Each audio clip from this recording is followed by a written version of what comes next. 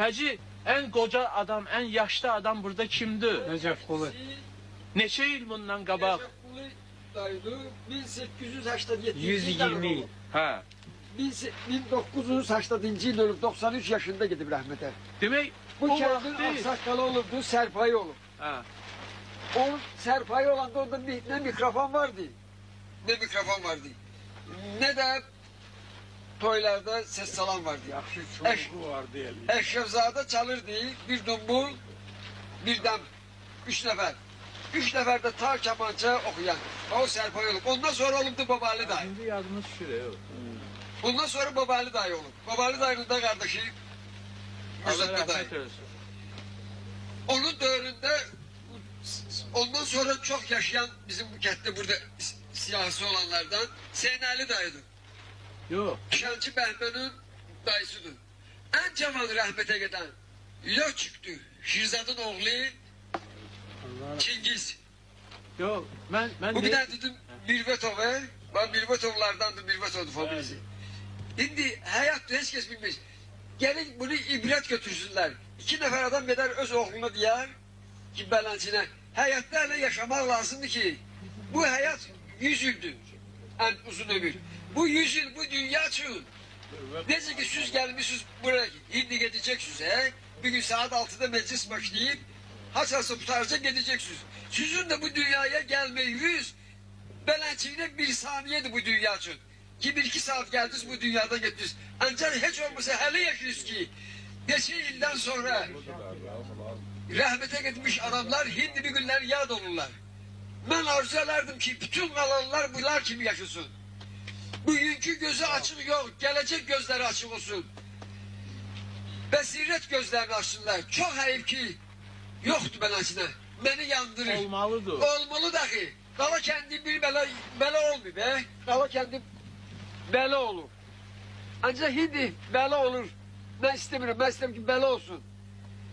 Benim Allah bilir ki ben hiç bunu nece elmişem ancak bunların hakkını yere vurmak lazımdı ki. Ne olar ay canlılar, bir günleri yaşayan nefes alanlar, bu gözden görenler. Hiç olmazsa ibret götürün da bunlardan da ki sizin de adınızı çeksinler sabahları. Sağ ol Hacı. Burada öyle adamlar var ki adı olmuyor burada gelip açığı gelin bende ki benim atamadığım nöşte almadı sen buraya. Ya ki falan şey özü gelmiyor akı ben nece diyeyim bunun için gelsin. Ben çağırmışım bunu bunlar ruhu özü gelip. Hamısını vermişim şeklini göndermeyin. Sen öz atığın şeklini ben bu şekillerden benim ablaların suyunu içmişim. Ya ki bunların üstünde zer vardı. Gelende bu şekiller pulla gelmişler. Hayat tuzağı hiç kes bilmiyor ki başına gelecek. Ancak çok ayıp. Çok ayıp. Git ne bileyim ben bunları kalınlığa için düzeltmişim. Bunu kalınlığı düzelttim. Ben düzelttim siz düzelttiniz. Farkı nedir? Sizin kendi oldu da. Nəticəsi də Ben olur. sizin kendinizden narkoma götürmemişim ki.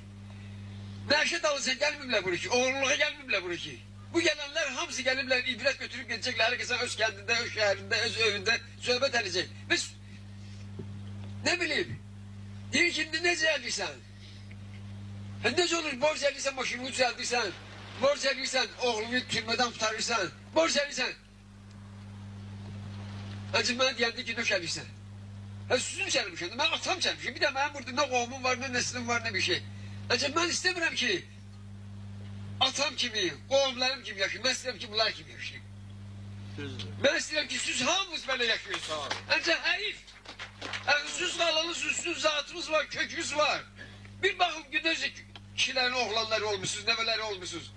Biz bir günleri hani dedik ki falan kesin olur der bile ki ben atam fakir adamdı kesildi. Ya ki anam evdar kadındı. Peki sen benim babamdan haberim var, babamın da babası olup, babasının da babası olup. Hamısı helalçilidir. Ancak hayır gel gel çırlaşırız. Biri benden soruştu ki ben helalçine atıl. Dedim ki ben atamdan artıkam. Oğlum da benden artık olmurdu. Oğlumun oğlundan da artık olmurdu. Böyle olmalı. Biz aşağı gitmemeliyiz. Yukarı çıkmalıyız. Allah sağ olsun. Sen burada ibret götürmelisin. Sen kim oğlan bir tane olmurdu. Fikret. Ben istedim ki senden bir tane olsun. Kala kendim. Yok Azerbaycan'da. Sen atın ahi Müslüman olmakından başka çok sakavetli insandı. Bu da sakavetlidir, marifetlidir. Hele onun güzelliği sen. Senden xahiş edirəm. Sen her bir ibret olmalıysan bu Azerbaycan'da mı ki? İtirmeyesen bu sayı. Sana çok xahiş edirəm. Allah canını sağ olasın. Çok xahiş edirəm. Hamımızdan xahiş edirəm ki, öz evladlarımızı, ne bileyim ben hamısı evladını birbirlerine alıp maşın alsın, öyle olsun, şey olsun. Hayat tudaç. Ben minnettarım size hamımıza. Sağ olasın. Sağ olasın. Hakkınızı alarlar eski gözlümüzsünüz. Sağ olun. Siz özünüze kıymet vermişsiniz, bana yok. Kendinize kıymet vermişsiniz. Azerbaycanlı olmağınıza kıymet vermişsiniz. Bu size sağ olun, sen kabağında boş ediyorum ben. Git gidip tazlarına gelmişsin şu an. Sağ ol. Sen de sağ ol ki Çok sağ ol.